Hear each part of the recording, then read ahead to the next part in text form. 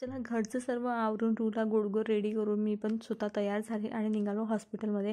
कारण की तिच्या पोटामध्ये थोडंफार दुखत होतं, त्याच्यामुळे मग आज काय मी तिला शाळेतही पाठवलं नाही. म्हटलं शाळेमध्ये जर त्रास वगैरे झाला तर मग पुन्हा थोडंसं प्रॉब्लेमच होईल, त्याच्यामुळे म्हटलं ठीक आहे आजच्या दिवस तिला सुट्टी घेतली स्कूलमधून आणि मग निघालो हॉस्पिटलमध्ये. तर हॉस्पिटलमध्ये जाणं तिकडून शूट करणं ते काही शक्य झालं नव्हतं, माझं गाडी चालवणं वगैरे. नंतर पण तिकडनं आल्यावर मी दुपारच्या वेळेस मस्त मी पण 1.5-2 तासाची झोप घेतली. ती पण छान अशी झोपून होती.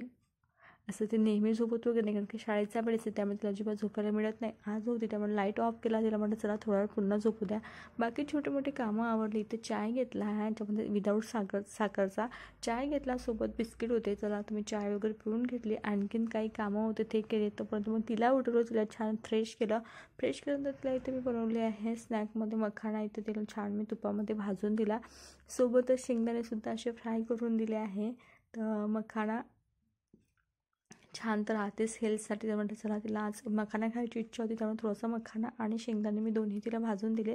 राहिलेले माझे छोटे मोठे कामं केले आहेत. तर चला म्हटलं तिच्यासाठी हे केलं. नंतर सायंकाळच्या जेवणासाठी म्हटलं लगेच बनवायला किंवा त्यामुळे मग मसाले भात मी सायंकाळच्या जेवणासाठी बनवणार होती, त्याचीसुद्धा तयारी करून घेतली आहे. आणि चला तर मी तिला दिले. तिचे छान असं कार्टून ते एन्जॉय करत होती. सोबत कपड्याचा पसरायचा तो इग्नोर करा, कारण की मला त्यांच्या घड्या घालायच्या होत्या. तर तिने छान मस्त टी व्ही बघता तिने आपलं पूर्ण संपवलंसुद्धा. नंतर मग हे काम असंच पेंडिंग पडून होतं माझं, तर त्यांच्याला पूर्ण कपड्याच्या त्यांची घड्या घालून घेतल्या आणि सोबत छान अशापैकी ठेवूनही दिल्या. तर हे काम मी तिच्याकडे सोडवलं.